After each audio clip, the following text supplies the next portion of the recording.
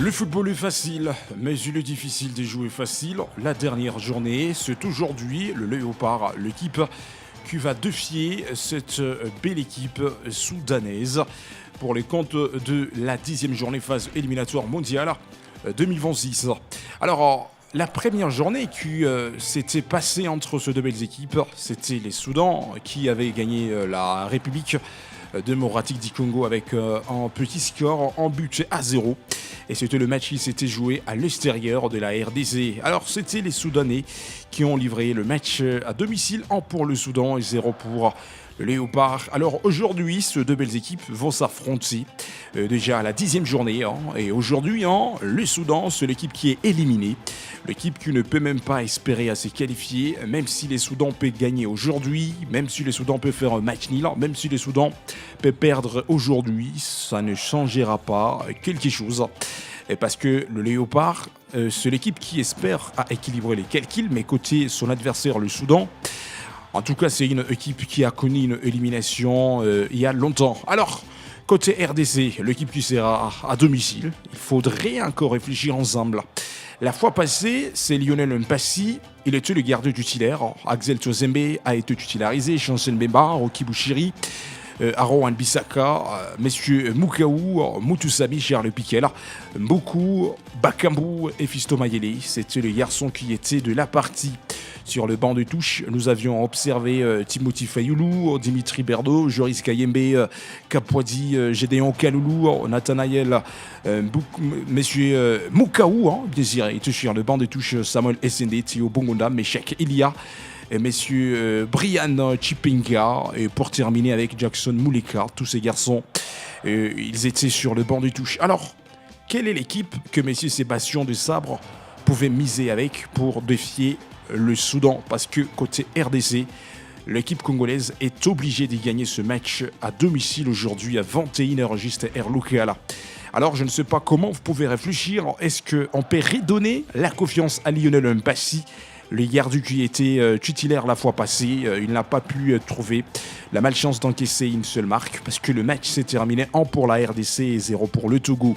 Est-ce que Lionel Mpassi mérite d'être titulaire aujourd'hui ou soit on peut vérifier aussi la défense parce que Axel Twazembe a été titularisé, accompagné par messieurs Chancel Mbemba.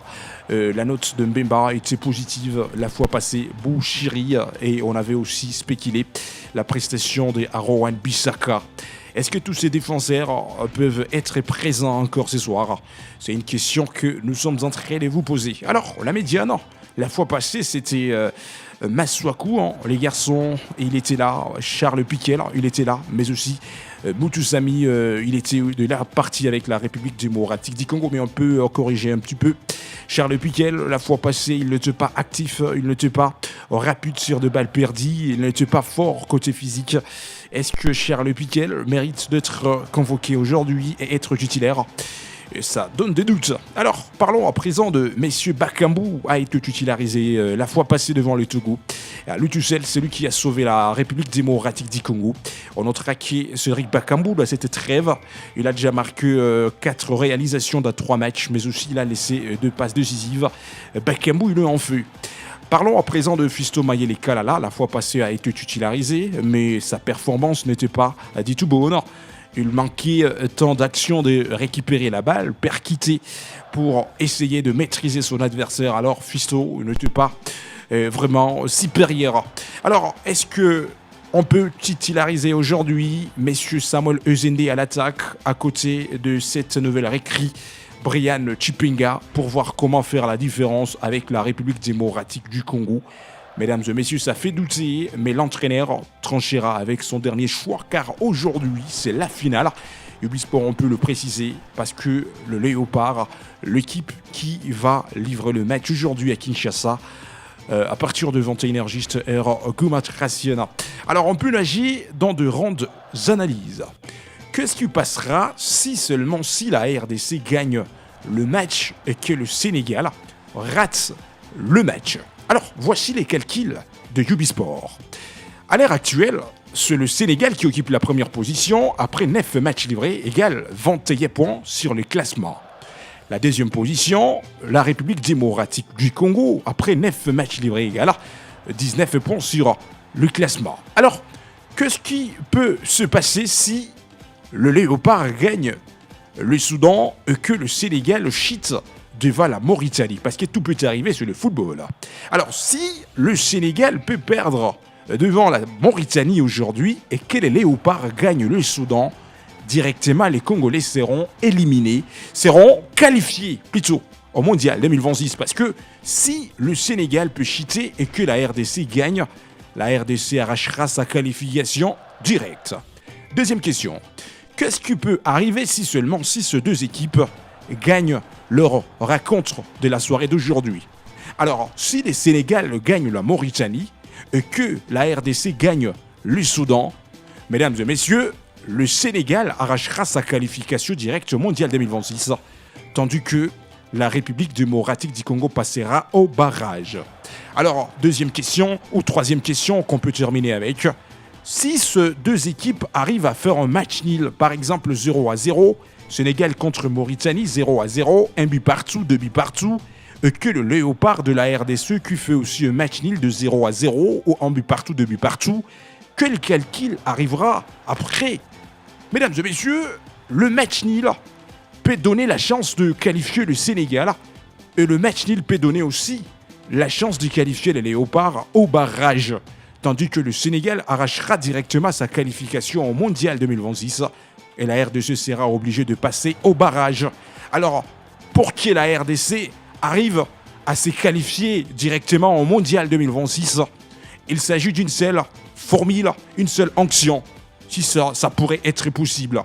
Alors, il faut que le Sénégal rate devant la Mauritanie et que la RDC gagne le Soudan. C'est le seul et unique calcul qui peut sauver la République démocratique du Congo dans cette soirée d'aujourd'hui. Nous sommes en train de les réitérer. Le Sénégal, si ça peut arriver, le Sénégal n'arrive pas à battre la Mauritanie et que la Mauritanie gagne le Sénégal. Mesdames et messieurs, le Léopard gagne le Soudan à Kinshasa. Directement, le Congolais pouvait arriver à se qualifier directement. Au cas contraire, le Léopard seront obligés de passer au barrage si le Sénégal peut battre la Mauritanie ou si ces deux belles formations, ni la RDC et le Sénégal gagnent leurs adversaires ce soir. Le Sénégalais seront qualifiés et le Léopard seront aussi qualifiés au barrage, tandis que le Sénégalais seront qualifiés au Mondial 2026. Alors, Ubisport, nous sommes en train d'attendre avec passion entre ces deux belles équipes, laquelle qui fera la différence aujourd'hui pour se qualifier. Rendez-vous aujourd'hui à 21h, juste heure locale. Laissons vos statistiques, analyses, mais aussi vos pronostics et vos messages d'encouragement côté RDC et côté Sénégal. Rendez-vous ce soir à 21h, juste heure locale. Alors Ubisport, on peut profiter déjà de vous donner les scores, mais aussi la réalité que nous avions observée dans la soirée d'hier en Afrique.